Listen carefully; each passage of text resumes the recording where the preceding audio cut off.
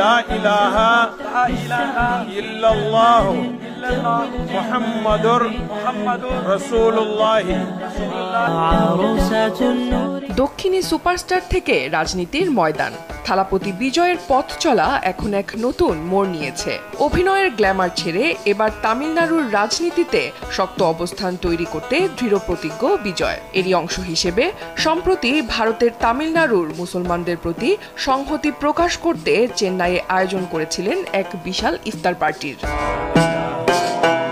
৭ March চেন্নাইয়ের রোয়াপোট্টা এলাকার YMCA মাঠে বিজয়ের রাজনৈতিক দল তামিঝাগা ভেট্রি কাজাগামের উদ্যোগে আয়োজন করা হয় এই ইফতার মাহফিলের। মুসলিম সম্প্রদায়ের প্রতি সংহতি জানিয়ে নিজেও সারাদিন রোজা রাখেন বিজয়, এমনকি নামাজেও অংশ নেন। আয়োজনে উপস্থিত ছিলেন স্থানীয় 15টি মসজিদের ইমাম সহ প্রায় 3000 মানুষ। সাদা কুর্তা ও মাথায় টুপি পরা বিজয়ের সেই মুহূর্তের ভিডিও ছড়িয়ে পড়তেই ভাইরাল হয়ে যায় সোশ্যাল মিডিয়ায়। এই ইফতার আয়োজনের পর ভক্তদের মধ্যে মতভেদ স্পষ্ট হয়ে উঠেছে। অনেকে বিজয়ের সম্প্রীতির বার্তাকে সাধুবাদ জানিয়েছেন, আবার কেউ কেউ এটিকে কেবলমাত্র ভোটের রাজনীতির কৌশল হিসেবেই দেখছেন। কেউ বলছেন একজন নেতা হিসেবে এটি প্রশংসনীয় উদ্যোগ, আবার কেউ কটাক্ষ করে লিখেছেন নতুন দল খুলেছেন, তাই ভোট ব্যাংকের জন্য ভাইজানদের খুশি করতে হবে। 2024 সালের ফেব্রুয়ারিতে দল গঠনের ঘোষণা দিয়ে 2026 সালে তামিলনাড়ু বিধানসভা নির্বাচনে প্রতিদ্বন্দ্বিতার প্রস্তুতি নিচ্ছেন বিজয়। ইতিমধ্যেই জনসংখ্যা ভিত্তিক সংসদীয় সীমানা নির্ধারণ নিয়ে তার মতামত স্পষ্ট করেছেন, যা দক্ষিণ ভারতীয় রাজ্যগুলোর জন্য ন্যায় বিচার দাবি করে।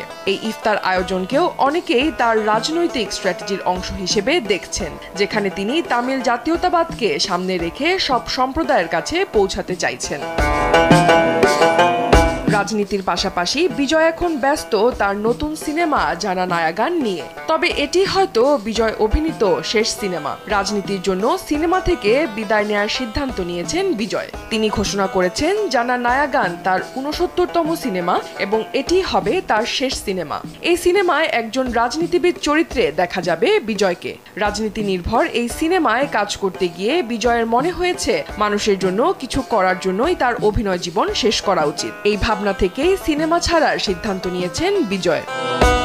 ক্যারিয়ারের শেষ সিনেমা জানা নায়াগানে বিজয়ের পারিশ্রমিক 275 কোটি, যা তাকে ভারতীয় সিনেমার সবচেয়ে দামি তারকা হিসেবে প্রতিষ্ঠিত করেছে। শাহরুখ খান, সালমান খান, প্রভাস কিংবা রজনীকান্তের মতো তারকাদের পেছনে ফেলে তিনি এখন সিনেমা জগতের সবচেয়ে দামি তারকা। উল্লেখ্য, বিজয় থালাপতির পুরো নাম জোসেফ বিজয় চন্দ্রশেখর। 1992 সালে নালাইয়া থেরপু সিনেমার মাধ্যমে বিজয় নায়ক হিসেবে পথ চলা শুরু করেন। তবে তার প্রথম বড় ব্রেক আসে 1996 সালে পুভ উনাকাগ্গা সিনেমার মাধ্যমে। এরপর একের পর এক হিট সিনেমা দিয়ে তিনি দর্শকের মন জয় করেন।